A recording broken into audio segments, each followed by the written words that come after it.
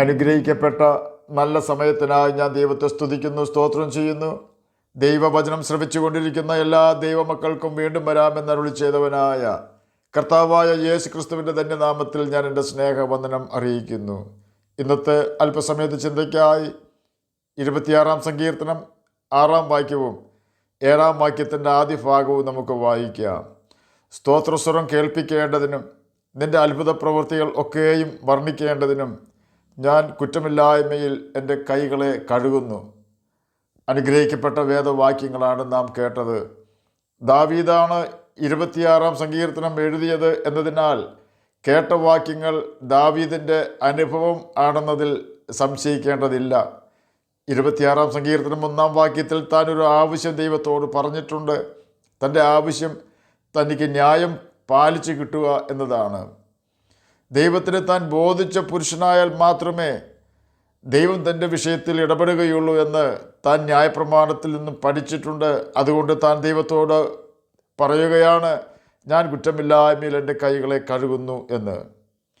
വ്യവസ്ഥകളോട് കൂടിയ വാഗ്ദാനങ്ങളാണ് ദൈവം തൻ്റെ ജനത്തിന് കൊടുത്തിരിക്കുന്നത്. മഴയും വെയിലും ഓക്സിജനും രാത്രിയും പകലും ഈ ഭൂമിയിൽ ജീവിക്കുവാൻ ആവശ്യമായ ഭൗതിക നന്മകളും സകല മനുഷ്യർക്കും യാതൊരു വ്യവസ്ഥയും കൂടാതെ ദൈവം കൊടുക്കാറുണ്ട്. ദൈവത്തോട് നാം അനുസരണക്കേട് കാണിച്ചാൽ ദൈവാത്മാവ് നമ്മെ വിട്ടുപോകും. ആൾപ്പാർപ്പില്ലാത്ത വീടുകളിൽ ഇടജാതികളും ക്ഷുദ്രജീവികളും നിറയുന്നത് പോലെ ദൈവാത്മാവില്ലാത്ത ഹൃദയങ്ങളിൽ ദുരാത്മാവ് ഇരച്ചു കയറുന്നു. ദുരാത്മാക്കളാണ് ദൈവം മനുഷ്യർക്ക് കൊടുക്കുന്ന സകല നന്മകളും തടഞ്ഞു വയ്ക്കുന്നത്. ചില വ്യക്തികൾ ചിന്തിക്കുന്നത് തങ്ങളുടെ ജീവിതത്തിലെ പരാജയങ്ങൾക്ക് കാരണം ദൈവമാണ് എന്നാണ്. ദൈവം അപ്രകാരം ചിന്തിക്കുന്ന തൻ്റെ മക്കളോട് ബൈബിളിൽ കൂടി സംസാരിക്കുന്നത് ഇപ്രകാരമാണ്: അവർ നിന്നെ ഞെരുക്കുന്നത് എൻ്റെ ഹിതപ്രകാരമല്ല, നിന്നെ ഞെരുക്കുന്നവൻ്റെ മാംസം ഞാൻ തീറ്റിക്കും. യെശയ്യാ പ്രവചനം 49 അധ്യായം 26 വാക്യത്തിലാണ് ഇത് രേഖപ്പെടുത്തിയിരിക്കുന്നത്. എന്നെ കേൾക്കുന്ന പ്രിയ ദൈവമകനെ, ദൈവമകളെ, നമ്മുടെ ജീവിതത്തിൽ പ്രതീക്ഷിക്കാത്ത സമയത്ത് പരാജയങ്ങൾ കടന്നു വരുമ്പോൾ, മറ്റുള്ളവരിൽ നിന്നും ന്യായം കിട്ടാതെ വരുമ്പോൾ, കാഴ്ചപ്രകാരം വിധിക്കാതെ നീതിയുള്ള വിധി വിധിക്കുന്നവനായ കർത്താവായ യേശു ക്രിസ്തുവിൻ്റെ പാദപീഠത്തിൽ അഭയം പ്രാപിക്കണം. അവനാണ് നമ്മുടെ നല്ല സ്നേഹിതനും വീണ്ടെടുപ്പുകാരനും. അവൻ നമുക്ക് ന്യായം നടത്തി തരും നിശ്ചയം. നമ്മുടെ വശത്തു നിന്നും നാം ചെയ്യേണ്ടതൊന്നു മാത്രം: കർത്താവിൻ്റെ കൽപ്പനകൾ അനുസരിച്ച് ജീവിക്കുകയും അവൻ്റെ സ്നേഹത്തിൽ വസിക്കുകയും കുറ്റമില്ലായ്മയിൽ നമ്മുടെ കൈ കഴുകുകയും ചെയ്തുകൊണ്ട് നാം ദൈവസന്നിധിയിൽ നിഷ്കളങ്ക ഹൃദയത്തോടെ നടക്കുന്നവരാണ് എന്ന് ഉറപ്പ് വരുത്തി ജീവിക്കുക എന്നതാണത്. ദൈവകൽപ്പനകൾ അനുസരിച്ചുകൊണ്ട് ഹൃദയത്തിൽ അകൃത്യം കരുതാതെയും അശുദ്ധ ചിന്തകൾ ഹൃദയത്തിൽ സൂക്ഷിക്കാതെയും ആർക്കെതിരെയും ഹൃദയത്തിൽ ദോഷം ചിന്തിക്കാതെയും സൂക്ഷിക്കുന്ന ഹൃദയമാണ് നിഷ്കളങ്ക ഹൃദയം. നമുക്ക് നിഷ്കളങ്കതയോടെ നടക്കുവാൻ പ്രയാസം ഉണ്ടാവുകയില്ല. എന്നാൽ നമ്മുടെ വീട്ടിനകത്ത് നമുക്ക് നിഷ്കളങ്കതയോടെ നടക്കുവാൻ കഴിഞ്ഞാൽ അത് ശ്രേഷ്ഠകരവും ദൈവം പ്രസാദിക്കുന്ന കാര്യവുമാണ്. അത്രമാത്രം അതിന് ബുദ്ധിമുട്ടുണ്ട്. ദാവീദ് പറയുന്നു, ഞാൻ എൻ്റെ വീട്ടിൽ നിഷ്കളങ്ക ഹൃദയത്തോടെ പെരുമാറും. 101 സങ്കീർത്തനം 2 വാക്യമാണ് നാം കേട്ടത്. യഹോവ ന്യായം പാലിച്ചു തരുവാൻ അവനിൽ തന്നെ നാം ആശ്രയിക്കണം. ആശ്രയിക്കുക എന്നാൽ വെയിറ്റ് പേഷ്യൻ്റ്ലി എന്നാണ് അർത്ഥം. ക്ഷമയോടെ ദൈവത്തിനു വേണ്ടി അവൻ പ്രവർത്തിക്കുവോളം കാത്തിരിക്കുക എന്ന് സാരം. തന്നെയുമല്ല, ദൈവത്തിൻ്റെ സത്യത്തിൽ നാം നടക്കണം. ദൈവം മുഖപക്ഷം കാണിക്കുന്ന ദൈവമല്ല. തനിക്ക് ബോധിച്ച പുരുഷനായ ദാവീദ് തെറ്റ് ചെയ്താൽ അവനെയും, തന്നോട് പാപം ചെയ്ത ശൗൽ തെറ്റ് ചെയ്താൽ അവനെയും അടിക്കുന്നവനാണ് കർത്താവായ യേശു ക്രിസ്തു അഥവാ യഹോവയായ ദൈവം. വ്യർത്ഥന്മാരോട് കൂടെ ഇരിക്കുകയോ കപടക്കാരുടെ അടുക്കൽ ചെല്ലുകയോ ചെയ്യുവാൻ പാടില്ല. വ്യർത്ഥകാര്യങ്ങളിൽ സമയം ചിലവഴിക്കുന്ന വ്യക്തികൾക്ക് സമയം പോകുവാനായി അനേകം തെറ്റുകളിൽ അവർ ചെന്ന് ചാടുന്നു. നാം ആ വ്യക്തികളോടൊപ്പം ഇരുന്നാൽ നാമും അവരെ പോലെ ചതിയനും വഞ്ചകനും തട്ടിപ്പുകാരനുമായി തീരും. കപടക്കാർ എന്നാൽ ആത്മവഞ്ചകൻ എന്നാണ് അർത്ഥം. വഞ്ചകന്മാരുടെ അടുക്കൽ ചെന്നാൽ നാം വഞ്ചിക്കപ്പെടും. നാമും ആത്മവഞ്ചകന്മാരായി തീരും. ദൈവം വെറുക്കുന്ന പാപങ്ങളാണ് ഈ കൂട്ടർ ചെയ്യുന്നത്. നിത്യനരകത്തിലേക്ക് അവർ നമ്മെ കൊണ്ടുപോകുവാൻ ഇത് ഇടവരുത്തും. നാം കേട്ട പാപകാര്യങ്ങളിൽ നിന്നെല്ലാം ഒഴിഞ്ഞു മാറിക്കൊണ്ട് കുറ്റമില്ലായ്മയിൽ നമ്മുടെ കൈ കഴുകിയാൽ നമുക്ക് നമ്മുടെ കർത്താവിനെ സ്തോത്രസ്വരം കേൾപ്പിക്കുവാനും ദൈവത്തിൻ്റെ അത്ഭുത പ്രവൃത്തികളെ വർണ്ണിക്കുവാനും സാധിക്കും. ഒന്നുകിൽ വിശുദ്ധരായി ജീവിച്ച് മരിച്ച് ദൈവസന്നിധിയിൽ തേജസ്സുള്ള ശരീരത്തോടെ നമ്മുടെ വീണ്ടെടുപ്പുകാരനായ കർത്താവായ യേശു ക്രിസ്തുവിനെ നാം ആരാധിക്കും. അതല്ല എങ്കിൽ പാപം ചെയ്ത് നിത്യശിക്ഷാവിധിയിൽപ്പെട്ട് ഗന്ധകം കത്തുന്ന തീ പൊയ്കയിൽ യുഗായുഗങ്ങൾ സാത്താനോടൊപ്പം കരയുകയും പല്ല് കടിക്കുകയും ചെയ്യേണ്ടി വരും.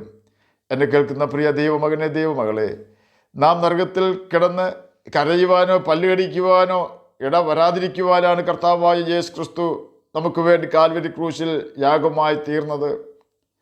നമ്മുടെ പാപങ്ങൾക്ക് പ്രായശ്ചിത്തം വരുത്തുവാനാണ് യേശു കർത്താവ് കാൽവരി ക്രൂശിൽ തൻ്റെ രക്തം ചൊരിഞ്ഞത്. നമ്മെ ദൈവമക്കളാക്കുവാനാണ് യേശു തൻ്റെ ആത്മാവായ പരിശുദ്ധാത്മാവിന് നമുക്ക് തന്നത്. നാം യേശു ക്രിസ്തുവിൻ്റെ യാഗമരണം അംഗീകരിച്ച് നമ്മുടെ പാപങ്ങൾ ഏറ്റുപറഞ്ഞ് ഉപേക്ഷിച്ചാൽ യേശു നമ്മുടെ സകല പാപങ്ങളും ക്ഷമിക്കുകയും നമ്മെ ദൈവമക്കളാക്കി തീർക്കുകയും ചെയ്യും. നാം യേശുവിൻ്റെ കൽപ്പനകൾ അനുസരിച്ചാൽ യേശു തൻ്റെ ആത്മാവിനാൽ നമ്മെ നിറയ്ക്കും. പരിശുദ്ധാത്മാവ് നമ്മുടെ ഹൃദയത്തിൽ വന്നാൽ അവൻ നമ്മെ സകല സത്യത്തിലും വഴി നടത്തും. പാപത്തെ വെറുക്കുവാൻ പരിശുദ്ധാത്മാവ് നമ്മെ സഹായിക്കും. നാം ബൈബിൾ വായിക്കുമ്പോൾ ശരിയായ അർത്ഥം പരിശുദ്ധാത്മാവ് നമുക്ക് പറഞ്ഞു തരും. സത്യവും വ്യാജവും തിരിച്ചറിയുവാൻ പരിശുദ്ധാത്മാവ് നമുക്ക് ബുദ്ധി തരും. സാത്താൻ്റെയും സാത്താൻ്റെ സ്വഭാവമുള്ളവരുടെയും കെണിയിൽ നിന്നും സകല വഞ്ചനകളിൽ നിന്നും പരിശുദ്ധാത്മാവ് നമ്മെ രക്ഷിക്കും. തെറ്റായ ഉപദേശം തരുന്നവരെ തിരിച്ചറിയുവാൻ പരിശുദ്ധാത്മാവ് നമ്മെ സഹായിക്കും. ഓർക്കുക, യേശുവിനെ മരിച്ചവരിൽ നിന്നും ഉയർപ്പിച്ചത് പരിശുദ്ധാത്മാവാണ്. ആ പരിശുദ്ധാത്മാവ് തന്നെയാണ് നാം മരിച്ചു കഴിഞ്ഞാൽ നമ്മെയും ഉയർപ്പിക്കേണ്ടത്. ക്രിസ്തുവിൻ്റെ ആത്മാവായ പരിശുദ്ധാത്മാവ് ഇല്ലാത്തവൻ ക്രിസ്തുവിന് ഉള്ളവനല്ല എന്ന് റോമർക്കെഴുതിയ ലേഖനം 8-ാം അധ്യായം 9-ാം വാക്യത്തിൻ്റെ അവസാന ഭാഗത്ത് രേഖപ്പെടുത്തിയിരിക്കുന്നു. ഒന്നുകിൽ നമുക്ക് ക്രിസ്തുവിനുള്ളവർ ആകാം, അല്ലെങ്കിൽ നമുക്ക് എതിർ ക്രിസ്തുവിനെ ഉള്ളവർ ആകുവാൻ കഴിയും. ക്രിസ്തു യഹോവയാ ദൈവമാണ് എന്ന് നാം മനസ്സിലാക്കണം. എതിർ ക്രിസ്തു സാത്താനാണെന്നും നാം തിരിച്ചറിയണം. ദൈവകൽപ്പനകൾ അനുസരിച്ചാൽ നാം ക്രിസ്തുവിനുള്ളവരാകും. പാപം ചെയ്ത് ജീവിച്ചാൽ നാം സാത്താനുള്ളവരാകുമെന്ന് 1 യോഹന്നാൻ 3-ാം അധ്യായം 8-ാം വാക്യം നമ്മെ പഠിപ്പിക്കുന്നു. ക്രിസ്തുവിൻ്റെ ആത്മാവ് നമുക്കുണ്ടെങ്കിൽ നമുക്ക് പാപം ചെയ്യുവാൻ കഴിയുകയില്ല. തെറ്റായ ഉപദേശം കൊടുക്കുവാനോ തെറ്റായ ഉപദേശം സ്വീകരിക്കുവാനോ നമുക്ക് കഴിയുകയില്ല. സർപ്പം ഹവ്വായെ ദൈവകൽപ്പന തെറ്റായി പഠിപ്പിച്ചപ്പോൾ അവൾ അത് വിശ്വസിക്കുകയും സാത്താൻ്റെ അടിമയായി തീരുകയും ചെയ്തു. സാത്താൻ ആ പ്രവൃത്തി ഇന്നും അനേകരിൽ കൂടി നടത്തിക്കൊണ്ടിരിക്കുന്നുവെന്ന് നാം മനസ്സിലാക്കുകയും സത്യവചനം യഥാർത്ഥമായി പഠിപ്പിക്കുകയും സത്യവചനം യഥാർത്ഥമായി പഠിക്കുകയും സത്യവചനം യഥാർത്ഥമായി അനുസരിക്കുകയും ചെയ്തുകൊണ്ട് നമുക്ക് നിത്യജീവൻ അവകാശികളായി തീരാം. അതിന് കർത്താവ് നമ്മെ സഹായിക്കട്ടെ എന്ന് പ്രാർത്ഥിച്ചുകൊണ്ട് ഞാൻ എൻ്റെ വാക്കുകളിൽ നിന്ന് വിരമിക്കുന്നു. നമുക്ക് പ്രാർത്ഥിക്കാം. ഞങ്ങളെ സ്നേഹിക്കുന്ന സ്വർഗീയ പിതാവേ, നല്ല വചനത്തിനായി അങ്ങയെ സ്തുതിക്കുന്നു, സ്തോത്രം ചെയ്യുന്നു. എന്നെ കേൾക്കുന്ന ഏതെങ്കിലും പ്രിയപ്പെട്ടവർ അങ്ങയെ തിരിച്ചറിയാതിരിക്കുന്നുവെങ്കിൽ അങ്ങയെ തിരിച്ചറിയുവാൻ തക്ക ഹൃദയം അങ്ങ് അവർക്ക് കൊടുക്കണമേ. അങ്ങയുടെ വചനം പ്രമാണിച്ചുകൊണ്ട് കർത്താവെ ജ്യോതിഷികളെപ്പോലെ ഈ ഭൂമിയിൽ തിളങ്ങുവാനും നിത്യജീവൻ അവകാശികളായി തീരുവാനും മടിയനെ കേൾക്കുന്ന അങ്ങയുടെ കുഞ്ഞുങ്ങളെ സഹായിക്കുകയാണമേ. പാപത്തെ വെറുക്കുവാൻ ഞങ്ങളെ സഹായിക്കുകയാണമേ. അങ്ങയുടെ പരിശുദ്ധാത്മാവിനാൽ ഞങ്ങളെ നിറയ്ക്കുകയാണമേ. പഠിക്കുന്ന കുഞ്ഞുങ്ങൾക്ക് പഠിക്കുവാനുള്ള ബുദ്ധിയും ജ്ഞാനവും ഓർമ്മശക്തിയും കൊടുക്കുകയാണമേ. രോഗത്താൽ ഭാരപ്പെടുന്നവർക്ക് രോഗസൗഖ്യം കൊടുക്കുകയാണമേ.